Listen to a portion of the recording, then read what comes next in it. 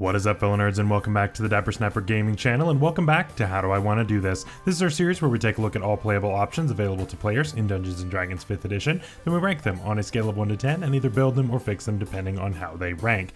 Now today we begin the long and perilous journey through the subclasses of the Wizard.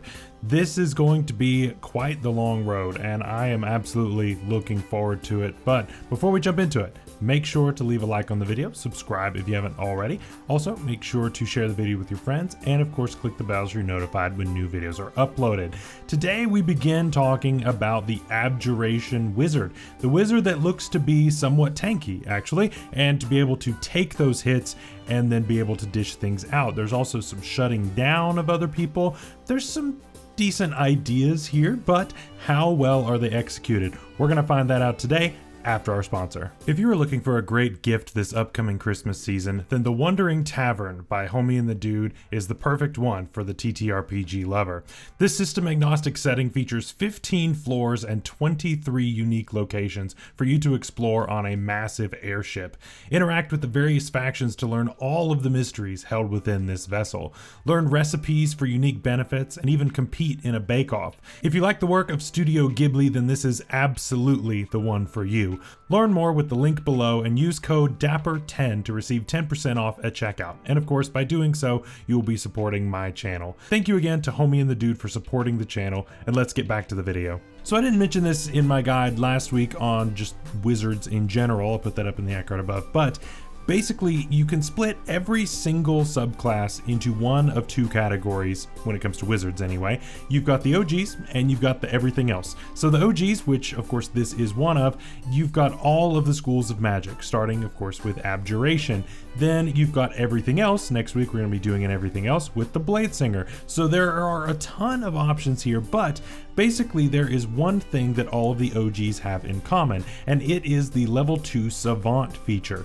Basically what this does is this allows us to copy down spells at half the cost and in half the time, which is really, really cool. So any Abjuration spell, if we find a spell book somewhere, if we find a spell scroll somewhere of an Abjuration spell, we can cut all of that in half, which is really nice. I'm not going to be ranking this feature just because so many of them get it, and of course this does vary spell by spell. So you know, the Abjuration school, it's not a bad option. There are a lot of good options in there, but yeah, I'm not going to assign a ranking to that because so many of them get it, and technically one of the everything else's gets it too. So we're going to skip over that, but just know it is there, and that definitely will help you out, and I think it's cool. I think it's cool. What we're really here for, though, is Arcane Ward, and this gives us kind of a mini shield, essentially. So basically how this works is whenever we cast an Abjuration spell of first level or higher, we can use that magic to create a bit of a ward around ourselves that goes until we finish a long rest. The ward has hit points equal to twice our wizard level plus our intelligence modifier, and then whenever we do take damage, the ward will take the damage instead, and then of course any extra damage on it would spill over onto us. Once the ward reaches that 0 HP, it cannot absorb damage, but whenever we cast a spell that is an Abjuration spell of first level or higher, that ward will then regain hit points equal to twice the level of the spell. And once we create that ward, we cannot do so again until we finish a long rest. This is cool. This is basically just free hit points, right? So the first time we use this, the first time we cast an Abjuration spell, we are going to go ahead and get the full HP of it up, which is twice our wizard level plus our intelligence modifier, which is a great motivation to get that intelligence modifier as high as possible. This also means that we probably want to stay with Wizard as much as possible, and multiclassing probably isn't that much on our list. You know, I've done a ton of multiclassing through all of my builds in this series, and when you get to the Wizard, I think the Wizard is one of the hardest classes to justify multiclassing. For most builds, I'm not going to say all, but for most builds, it's probably going to be better for you to just go 20 levels of Wizard, because you've always got spells coming up. There's always something coming up that helps you. There are a lot of people who will do the first level in Fighter and all that stuff, but to me, it's just stay 20 levels in Wizard and you're probably best off. And this just reinforces that more and more and more, because it's always going to be scaling. Every time you gain a level in Wizard, this scales.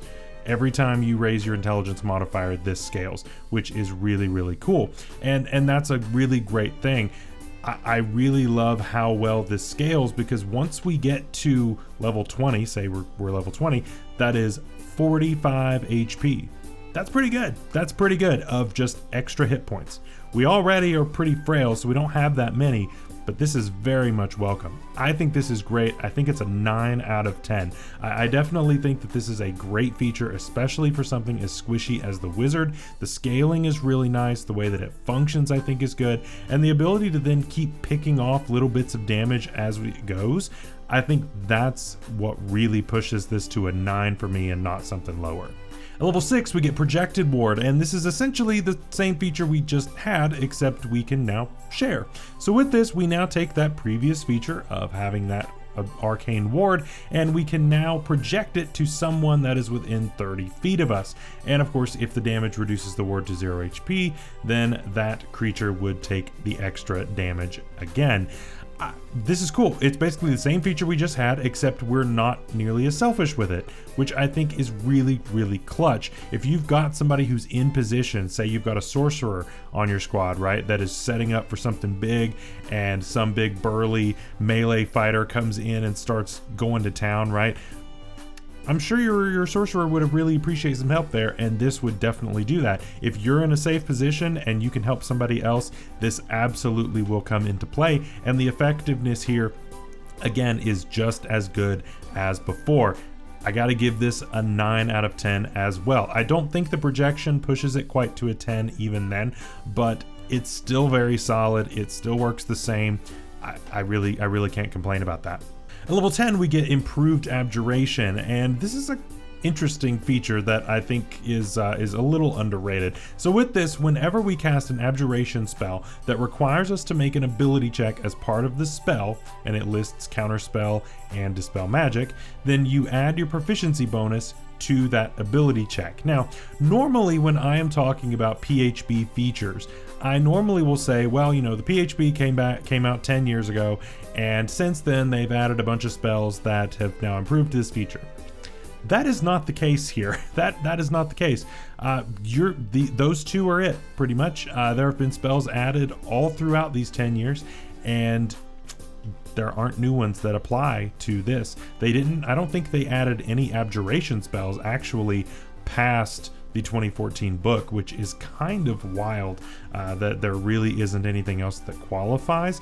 There's one other like fringe case, but I'm not really going to use that. But here's the thing. You have now become the best counterspelling wizard in existence, because now we are adding our proficiency bonus. Now, are you going to want to always risk this? That's the question, right?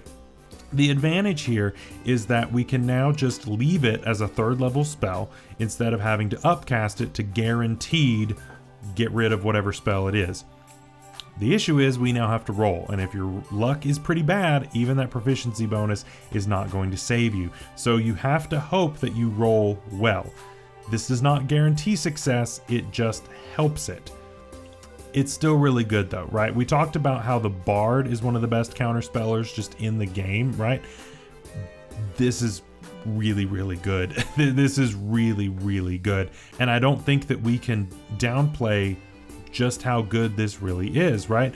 Being able to just use a 3rd level spell slot and save my 8th and 9th level spell slots, right, is huge. And then we can shut down something that's maybe a 7th level spell, right? I think that has a lot of value, and yeah, there's a chance, but you're certainly making your chances much, much better. So for me, it's worth it, especially getting it at level 10 and beyond. To me, it's a 9 out of 10. I think it's great. There, of course, is that chance of failure, but you are making that chance much, much lower, and it's going to continue to scale as your proficiency bonus gets better. At level 14, to cap us off, we get Spell Resistance, and you get pretty much exactly what it sounds like. You get advantage on saving throws against spells, and we have resistance to damage of spells. That's amazing. That's absolutely amazing, right? When you're getting past level 14, you are going to be running into a lot of very, very powerful spellcasters. It's going to happen pretty much no matter what campaign you're in, it's going to happen.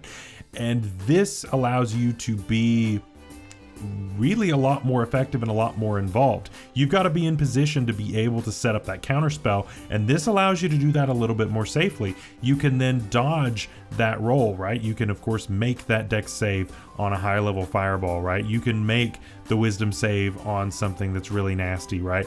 Which is really, really good, which again wastes spell slots of enemies, and that's incredibly useful. I think that's absolutely fantastic. So you have to consider that when you're looking at this. There's a lot more to this than meets the eye, and I think that's fantastic. This is a 10 out of 10 feature. It's absolutely great to be able to have blanket resistance to all spells. So what do we think of the Abjuration Wizard? I think this is really effective, honestly. Now, here's the thing. Online, I've read up and seen what people think, and it's a little mixed, right? I've seen some people that say this is really there for only the inexperienced wizard and the one that may not know how the spells work and may put him or herself into danger sometimes and that kind of thing, right? And yes, that is true, but it also allows you to be a little bit more bold and daring with your wizard, which I think adds another layer to the playstyle, right? While this subclass does not boost any battlefield control, it does not boost any damage, it does not boost any of that stuff, it does help with one of the biggest weaknesses of wizard, and that is your frailty. This completely, at least in my opinion, almost completely shores that up, or at least gets you in a much better spot than you were. And to that, I think we can now be more bold and then shut down these high level spellcasters. Like I said, spellcasting is going to be incredibly common at high levels, right? This is the subclass that is going to shut that down, either by getting up in somebody's face and just resisting everything so that you have wasted spell slots, or wasting spell slots by counterspelling or dispelling magic. Either way, something good is happening, and I think that cannot be understated. I do think that this gets better over time. I think it scales well, which is great. And I mean, who doesn't want to just set up all of your features by casting shield, right? That's fantastic as well. So the entire package is great. There are a lot of things that go into this, and while online is kind of mixed and may see this as a little bit handholdy, I see this as it opening new doors and you being able to be in a better position to be able to set up those control spells and to get that damage off and to be able to do what it is you want to do as a wizard. So overall, I'm going to give the Abjuration Wizard a 9 out of 10, which I think is very respectable. But let me know down below if you disagree. I'm sure some people will think that it is not worth that. There may be some people who think that it's a 10 out of 10. I would love to know what you think in the comments down below. So we're going to be building one of those later this week, so make sure that you're subscribed so you don't miss that. And until next time, stay safe out there, stay healthy. We'll see you later. Bye-bye.